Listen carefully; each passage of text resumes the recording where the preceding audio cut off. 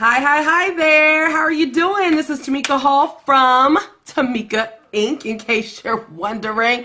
Listen, I'm really excited. I'm always excited, right? Like, I need to come up with another, line that lets you know I'm really happy to be coming live to you today. Here for another book publishing insider tip or what have you. And today we're going to be talking about 4 different ways for you to pick the perfect title for your book. Now, I said it's part 1 because I'm sure I'm going to come back and do a second part to this. So I'm going to start off with the 4 ways, and then I'll probably come back on a different live and give you some more in-depth information on how to do that, okay? For those who have never met me before, welcome. Thank you for coming to my Facebook Live. I'm Tamika Hall. I am the CEO and Chief Designer of Tamika Inc. And what we do is we work primarily with faith-based authors, and we are a book design firm, but we help authors to get published. So our authors go on and they're published or available on Amazon, Barnes & Noble, all over the world, all global distribution, and they walk away owning their own stuff and just feeling really great about themselves. That's really what it is at the end of the day. So again, I'm really excited to be able to come to you. I decided to start doing these little webinars, these Facebookinars. I started doing these because I find that as a designer and as a book coach, these are some of the things that typically a lot of authors make a mistake on. And so I wanted to help you in the process. Or, even as a coach, these are a lot of the questions that my clients have of me. So here we go. Let's go ahead and jump right in. Let's get started. You may want to get pen and paper because I talk a whole lot. And even though I have everything written down about what I want to say, sometimes I give you extra nuggets and things like that. Okay, so let's go ahead and get started. In the meantime, while I'm pulling up all my notes here, because I prepare like I'm getting ready to give a sermon or something. I don't know why. But anyway, I prepare for these. You can find me at www.tamikainc. And that's I-N-K with the pen, like the pen, okay? I got my thinking pen in my hand. It makes me feel smart for those of you guys who have never encountered me before. Let's get started. Okay, how to pick the perfect book title for your upcoming book, okay? First of all, there are so many things that matter when it comes to preparing your book, right? You're thinking about the book cover. Obviously, you're thinking about the content. You're thinking about your book launch. These are all things that as new authors that we think about, and we're excited about all of those things. But the book title, believe it or not, sometimes gets lost in the sauce. And so when I was thinking about this today, I said, okay, let me look at what other people have said to see if, our thoughts kind of mirror each other. And I was really surprised that a lot of people say things like, you don't have to worry about your book title. They say things like, just go with the first thing that comes to you. And, they say, just go with your gut and, or they'll tell you, well, just look on Amazon and decide from there. And I think that is wrong. Listen, if you think about it, think about, major companies like Pepsi and Coca-Cola and McDonald's, and they spend millions of dollars every single year to figure out how to craft the right message for potential buyers. They want to, they spend millions of dollars on photography and videography in order to make everything look really appealing. And they do that because they understand, as I talked about yesterday, that people eat with their eyes. That comes directly from LaTanya Boyd. That's one of her favorite sayings. LaTanya Boyd is the CEO of Fab Virtual Tours. So connect with her there, latboyd.com. But people do. They eat with their eyes. And so if that is the case, why do we wait till the last minute to think about the title for our book? Or why do we feel like that's not important? And so I wanted us to really just kind of talk about this today and hone in on this. Okay, so here's a problem that I find that a lot of faith-based authors have when it comes to choosing the title for their book or books that I see or, what have you. Number one, the title is like way too long, right? Sometimes it takes a whole breath in order to be able to say the whole title. That right there is a problem. And we're going to go into that in a few moments about why that is. 2, sometimes authors, hi there, thank you so much for joining me. Hi, sometimes people choose titles and they treat the title like it's a sermon. So the title that they give, it's like a sermon title. and it's not necessarily something that is a title of the book. Hi, Latanya. I was just talking about you. Thank you so much for joining me. For those that are just joining me, we're talking about how to find the perfect title for your book. I'm giving you 4 ways to do that. And again, this is part 1. I'm going to be giving you more information about that. You know, here's the thing. You have time to explain your sermon title. So if you're a preacher and you're giving a sermon, it's okay to have long titles, I guess, sometimes, but that's because you have time and you have a captive audience that's listening to you, and trust me, they want to know why you've titled it that way, but you have time to explain that. When you have a book, the thing that people look at when they get your book is they look at, and I'm just pulling out the first book that I have here, and well, you know what, let me go with somebody else. Let me go with Elder Latanya Pierce here. Okay. So the first thing that people do when you first see a book, what's the first thing that you saw? Well, you saw the title of her book, number 1. You saw what the book cover actually looked like. And then usually people will turn around, they flip the book on the back, they read the description. If you're one of those people, thank you for all the hearts, that you care about who the author is. I'm one of those people. Then you read the author bio. You're probably going to look at her picture and all that stuff too. Then what do people do? Oh, we kind of flip through the book to see if this is something that's kind of interesting to us, right? So if that is the case, the book title is paramount.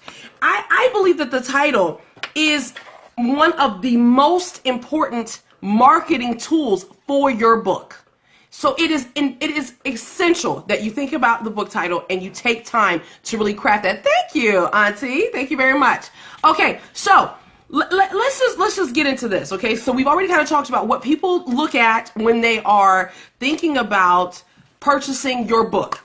Statistics actually say that you have about 8 seconds to capture your buyer's attention. Now imagine if they are on Amazon or Barnes & Noble, or they're on, how do you say it? Is it Kobo? Is it Kobo? I don't know. I'm an Amazon baby, so I'm always on there, and I'm on Kindle and stuff. So if people are looking at your book and they're scrolling on a screen on their tablet, it's even less than 8 seconds. They are truly looking at what your book cover looks like, and they're looking at that title to see if it even makes sense to them. So let's talk about the 4 things that people pay attention to, or the 4 things that you should pay attention to when it comes to putting your book title together. Number 1, does it stand out? I'm going to go through all of these. Does it stand out? Is it memorable? Is it informative? Is it easy to say? Hi there, Carla. Thank you. Yes, Kobo. Y'all, we got Carla Jenkins here. Carla is the author of, is it Expanding Your Personal Brand, Carla? I think it's Expanding Your Personal Brand. So make sure that you connect with Carla right here on Facebook. We had the opportunity to design some of her social media. It was really, really cool. So again, we're going to talk about that really fast, okay? And I'm going to tell you one of the blunders that I made as an author early on, like 10 years ago, that I made it. And I still make mistakes, right? Let's talk about, does it stand out? First of all, if your book title stands out, it's going to make people stop and pay attention. Okay? So for faith-based authors, there's a number of ways that we do this, right?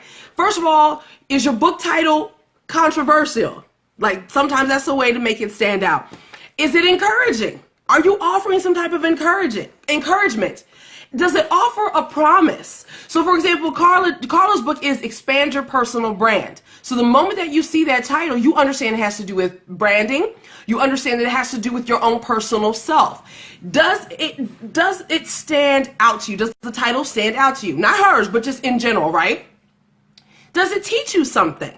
Does the title make you feel like it's going to teach you something?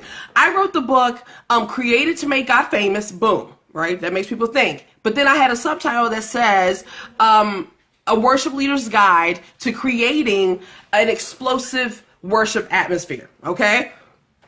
So people immediately saw that from the title. They saw what the book was about, okay? And then sometimes we can even go a little bit provocative, which is kind of like the controversial thing. I mean, I've seen a number of books that they take this stance. You know, I have one of my best friends, her book was Secrets in the Sanctuary. So that's kind of a provocative title, right? And it kind of makes you think like, oh, what's inside of this book, okay? So does your title stand out, okay? That's number 1. Number 2, is the title memorable? Now, while some people are going to feel like this is the same thing as standing out, it's really different, because when it stands out, again, standing out makes you, the title makes you take a moment, and it makes you pause, and it makes you pay attention to what the book is about, right? If the book is memorable, let's say even if the person walks away without purchasing your book, first of all, we want them to buy it. But if it's memorable, are they going to remember that book when they walk away? Are they going to remember the book title when they've read it and they're talking to other friends, and maybe the conversation comes about that has something to do with the subject matter of your book? Are they going to remember your book? Is it memorable? Now, in a good way. Let me tell you where I made the mistake. Okay. So 10 years ago, 11 years ago now, I released my very first book. Okay. And I was the victim of dating violence when I was a teenager. And so then going through high school, that just kind of became like my mantra, my own personal platform, where I would always either write articles in the newspaper. One moment I got somebody coming in the home. I've got to start doing these earlier, because either Diamond, that's the dog, starts barking, or I get my boo-boos coming in, or coming into the door. But anyway, okay. So for me, people knew me as somebody that loved teaching about overcoming dating violence for teenagers. So when I went to release my first book back in 2005, initially the book was, I'm so embarrassed about it now. But anyway, the book was called Flowers Die and Chocolate Melts. Now, the reason why I'm saying that really slow is because I'm going to tell you in a minute. So it's Flowers Die and Chocolate Melts, a teenager's guide to understanding and conquering dating violence. What? That was the initial title. I'm going to tell you again. It was Flowers Die and Chocolate Melts, a teenager's guide to understanding and conquering dating violence, honey. I was trying to save the whole world right there with that title. Now, here's the thing. Here's what's crazy. Everybody thought I was saying flowers die in chocolate milk, okay? So everybody thought that I was saying that. So when I was telling my mom, and I was like, yeah, Mom, I'm writing a book about dating violence. I'm going to teach teens how to overcome and how to get out of it. And she was like, what is the title? At the time, he was my fiance. He's my husband now. He was like, Flowers Die in Chocolate Milk? I was like, no, Flowers Die in Chocolate Melts. Now, my whole goal, I thought this was memorable. You know, I was like, usually when you're in an abusive relationship, then, you know, what do they do to woo you back? They buy you flowers or they buy you chocolate. So my thought was, hey, teens, listen, the flowers are going to die. The chocolate's going to melt. At the end of the day, you have yourself. That was very memorable. It was very dear to my heart. It still is, right? So I was like, if everybody keeps thinking I'm saying flowers die in chocolate milk, thank you, Auntie. LaTanya is giving me all of these hearts, y'all. And so I guess that's because she knows that's my heart cry right there. And she loves that I'm being open and honest with you. Okay. So then I said, I have got to condense this or I got to make it where people get what I'm saying. So before the book was published, it turned into, I don't know if this was much better. It wasn't. It turned into He Loves Me Not, But I Love Myself, a young woman's guide to conquering, ooh, that was even longer than I thought, to conquering dating violence and finding safe love. What? He loves me not, but I love myself, honey. A young woman's guide to conquering dating violence and finding self-love.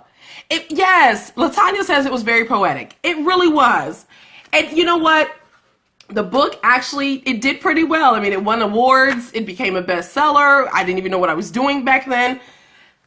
That is entirely too long. So this version of the book was released. When did I release this version?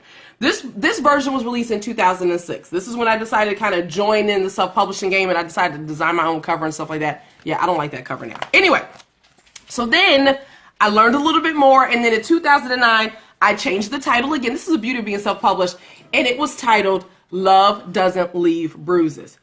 Ah, ding, ding, ding, ding, ding. Listen, from this title, this book, I launched a major speaking career, traveled all around the country. I traveled to universities, high schools, middle schools, every single year, and we were able to talk about something that's very dear to me, and I'm able to educate people. But we went from flowers die in chocolate milk to He Loves Me Not, But I Love Myself, a young woman's guide to conquering dating violence and finding safe love. Ooh, I had to breathe on that, right? 2, Love Doesn't Leave Bruises, A Young Woman's Guide to Conquering Dating Violence. She learned something, y'all.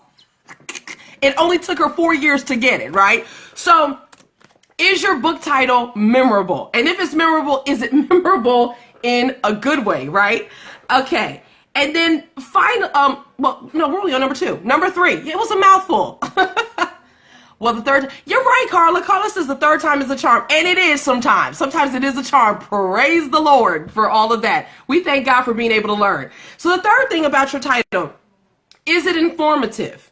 Does the title give an idea of what your book is about? Now, this is really necessary for people who are writing information books like that one, or you're writing a nonfiction book, because you're selling information. So is your title informative?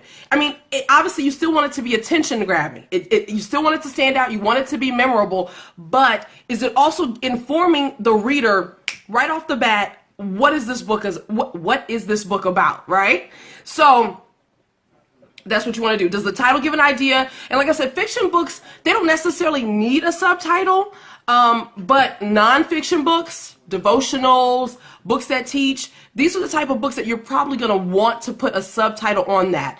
Latanya Boy says, we learn from those mistakes and keep moving. Oh, thank you, Latanya. I'm glad that this is great, because I'm telling you, it really is a lot of trial and error. And the beauty of being self-published is you can always go back. When you own your own stuff, honey, you can go back and you can make changes to your book. Praise God. Like I said, the third time, Carla, you're right. It was definitely a charm. And it was for the betterment of number one, my own personal business, and even ministry. Definitely. Okay. So again, if you've written a nonfiction book, consider adding a subtitle, because it may need to explain a little bit more what your attention grabbing title is all about. Number 4, is it easy to say? Remember my first title, Flowers Die and Chocolate Melts. Maybe some of that's because I'm a little country and people thought that they think I have a country accent. I get that all the time. But if everybody's thinking I'm saying flowers die in chocolate milk, then that means that your book is not easy to say. If you, the author, cannot get that across, then it's not easy to say. So is your title easy to say? This is closely tied into being memorable and to being, it's tied to being memorable. It's tied to being informative, but it's just a little different. And I wanted to just talk about that.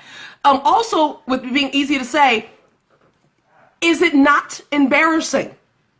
Are people embarrassed to say your book? If they're embarrassed to say your book title, you might want to change it. So what I decided to do a quick, search really fast about, I just looked up bad book titles, embarrassing book titles. And somebody's gonna, I don't know, I hope you won't get upset, because I hope I'm not talking to anybody that wrote these books. Okay, so these are a couple of embarrassing titles. People need to feel like they want to share your book. I mean, I'm gonna tell you, word of mouth is so amazing for building a brand, for selling your book, for building your ministry and your business. And one of the most credible ways to do that is for other people to talk about you, right? So if the people do not want to say that they are reading your book, if they do not want to share it on their Facebook, that might be a problem. So for example, here's a couple of them. These are real books, y'all. This book is called Fart Loudly. Writings of Benjamin Franklin you never read in school. Fart Loudly. What are you reading today? Here's another one. A Guide to Understanding Men. If you want closure in your relationship, start with closing your legs. Well, first of all, they hit a couple of things. It was attention grabbing, right? It's memorable. But if somebody's reading that book and they want to share it with somebody about how to get closure on their relationship, would they be embarrassed to say that? They might, right? And here's one for, honey, okay, I can't even say it. You are worthless. Depressing nuggets of wisdom sure to ruin your day. What? I can't. Okay, I'm going to tell you again. The book, this is a real book. You are worthless. Depressing nuggets of wisdom sure to ruin your day. I'm not buying that book. I'm not sharing that book. Let me just do a really quick recap, because I got to go pick up my babies from the bus. Okay. First thing is, when you're thinking about your book, make sure that you're not falling into one of these categories that a lot of authors tend to fall into, especially faith-based authors. They pick a title that's too long. You pick a title that's too short and people don't get it. I'm adding that. The title's treated like a sermon. Hi there, KL. KL Belvin, that's my dude, honey. from New York. I think you're in Delaware now, though. We got to connect. You and your beautiful wife. We got to connect. And 3 or 4, the title. Oh, I didn't say this one. Y'all, the title is so spiritual that it does not make sense. Listen, we are spiritual beings, right? Yeah, we are. We love God. We love God, right? We absolutely love him. But when you are trying to sell a product, when you are trying to minister to people, you have to make sense.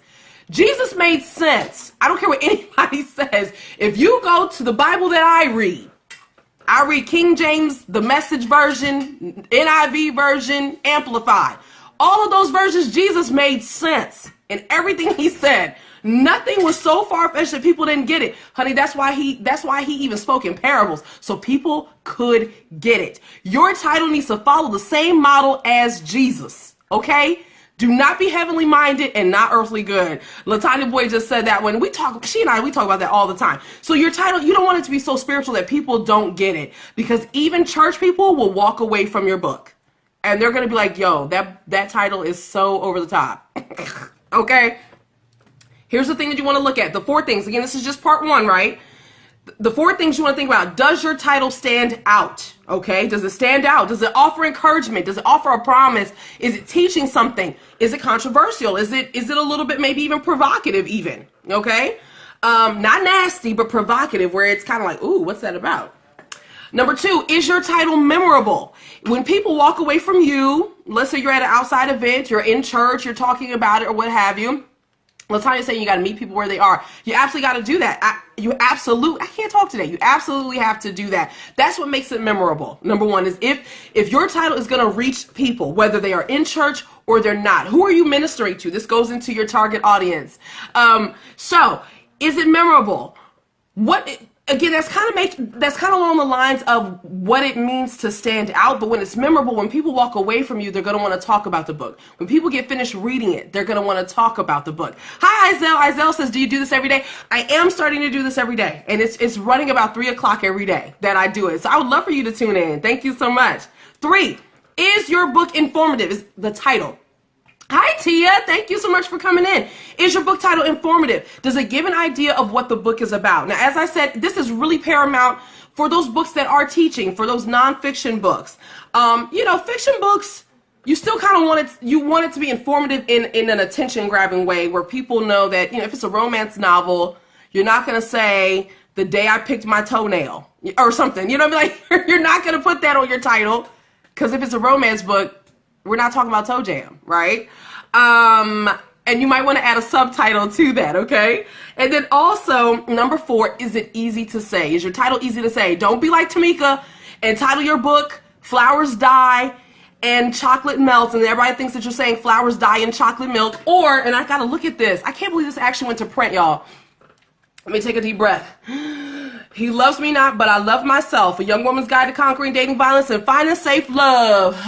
Okay, I had to breathe on that one, right? You don't want to do that. It needs to be easy to say. And you also don't want it to be embarrassing for people, right? So listen, I'm getting ready to go get my babies from the bus, but please share this with people that you think would want to know this. This is part 1. I have some more really great Facebook Lives coming at you. I promise you, I got some good ones. I've been preparing them all week long. But please go ahead, feel free to share this. Make sure that you come back here often to Tamika Inc. Also, find me online, www.tamikainc.com. I would love to work with you. If you need a book cover, you need your interior design, you need your book prepped and ready for publishing, we can do that. Yes, we can absolutely do that. And I also coach people with writing your book. So if you're having difficulty writing, coming up with the title, all of that good stuff, then you definitely can connect with me, tamikainc.com. If you're looking for book marketing coaching, you definitely want to connect with my girl, LaTanya Boyd. Thank you, LaTanya, for putting my information down in the bottom. LaTanya, put your information down there as well. latboyd.com. LaTanya is an amazing marketing coach. She has marketed probably the last 5 or 6 of my books, and they've all become bestsellers within hours of their hours of their release. So I can't wait to come back to you. Listen, you guys have a blessed day. Remember, you were created to make God famous. You have a blessed day. Bye.